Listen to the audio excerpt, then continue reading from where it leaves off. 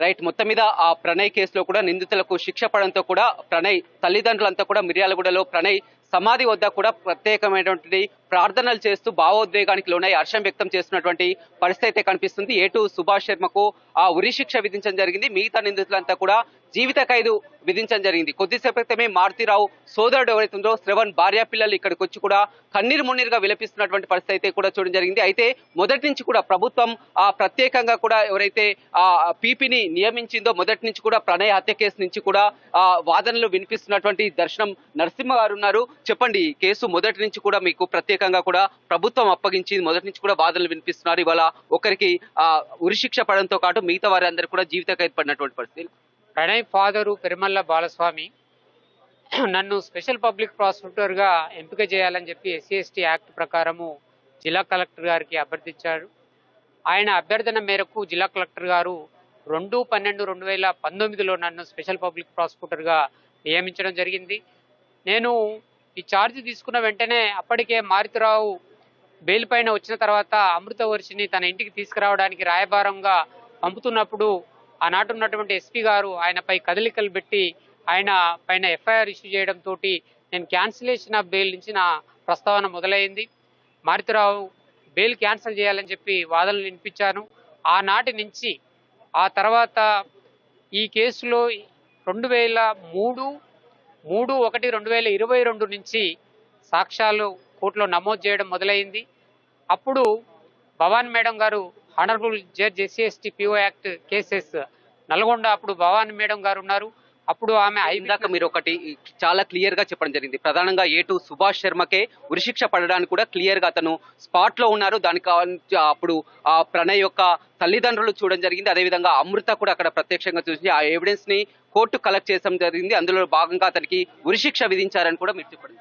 అవును, ప్రత్యక్ష సాక్షులుగా జ్యోతి హాస్పిటల్ ముందు జరిగినటువంటి దారుణ హత్యను సుభాష్ కుమార్ శర్మ ప్రణయ్ కుమార్ను హత్య చేసినటువంటి సంఘటనను అమృతవర్షిని అట్లాగే ప్రణయ్ వాళ్ళ మదరు ప్రేమలత ఐ విట్నెస్లుగా ఉన్నారు.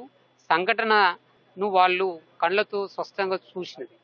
ఆ తర్వాత జ్యోతి హాస్పిటల్లో ఇన్స్టాల్ చేసినటువంటి సీసీ ఫుటేజ్ కూడా ఈ కేసులో కీలకంగా మారింది. ఆ సాక్ష్యం కూడా అట్లాగే సుభాష్ కుమార్ శర్మ నేరానికి ముందు ఎక్కడెక్కడైతే షెల్టర్లు తీసుకున్నాడో, లాడ్జిలో ఉన్నాడో, అది అనుపమ హోటల్ హైదరాబాద్ మలకపేట కావచ్చు, సవేరా హోటల్ నల్గొండ కావచ్చు, నార్కెట్పల్లిలో ఉన్న వేణుగోపాల స్వామి హోటల్ కావచ్చు, అతను ఎక్కడెక్కడైతే ఉన్నాడో అక్కడ సమాచారాన్ని పూర్తిగా డాక్యుమెంటరీ ఎవిడెన్స్ను కలెక్ట్ చేయడము, ఆ తర్వాత నేరస్తులు వాడినటువంటి మొబైల్ ఫోన్లు రిట్రైవ్ చేయడము, సమాచారాన్ని సేకరించడము, FSL పంపించడము, టవర్ లొకేషన్ కలెక్ట్ చేయడము, మొత్తంగా documentary evidence, oral evidence, scientific evidence ఇవన్నీ కూడా కోర్టులో ప్రొడ్యూస్ చేయడం జరిగింది. ఇన్వెస్టిగేషన్ ఆఫీసర్గా ఆ ఎవిడెన్స్ మొత్తం కూడా ప్రాసిక్యూషన్ సక్సెస్ఫుల్ గా ఎస్టాబ్లిష్ చేయడం జరిగింది.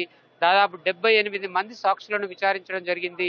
దాదాపు 293 ఎగ్జిబిట్స్ మార్క్ అయినాయి. మెటీరియల్ ఆబ్జెక్ట్స్ గా 1 నుంచి 30 మెటీరియల్ ఆబ్జెక్ట్స్ వెపన్తో సహా కోర్టు ముందర పెట్టాము.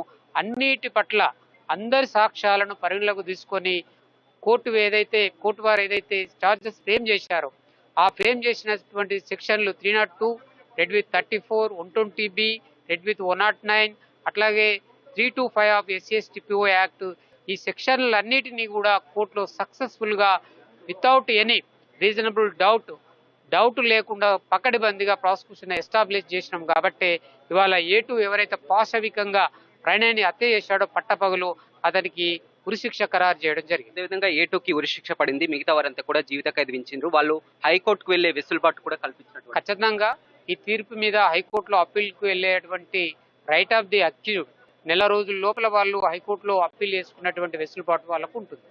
ఈ కేసులో కూడా A1 మారుతిరావు ఉన్నారు. అప్పుడే ఆత్మహత్య చేసుకొని చనిపోవడం జరిగింది. ఒకవేళ మారుతిరావే ఉన్నట్లయితే ఎలా ఉండేది? ఖచ్చితంగా అతను కూడా నాకు తెలిసి తగిన శిక్ష పడే అవకాశమే ఉంది. ఏటుతో పాటు అతను కూడా శిక్ష అర్హుడే అనేది చెప్పవచ్చు. రైట్, చూడొచ్చు. ప్రత్యేకంగా పీపీ చెప్తున్నటువంటి ప్రకారం ఏటు సుభాష్ శర్మకే ఉరిశిక్ష పడడానికి కూడా ప్రధానమైనటువంటి కారణం ఆన్ ది స్పాట్ లో అక్కడ మొత్తం హత్య చేసే కోణంలో క్లియర్ గా ఎవిడెన్స్ ఉండడం జరిగింది. అదేవిధంగా ప్రణయ్ తల్లి ప్రణయ్ తల్లి అదేవిధంగా అమృత ఇద్దరు కూడా వారంతా సాక్ష్యం చెప్పడం జరిగింది. అదేవిధంగా సుభాష్ శర్మనే కీలకంగా కూడా వ్యవహరించి సుభాష్ శర్మకు ఉరిశిక్ష విధించడం జరిగింది. మిగతా నిందితులు ఎవరైతే ఉన్నారో మహమ్మద్ బారీ కానీ, అజ్గల్ అలీ కానీ, శ్రవణ్ కానీ, అదేవిధంగా కరీం, శివ, నిజాం వీరందరికీ కూడా జీవిత ఖైదు విధించడం జరిగింది.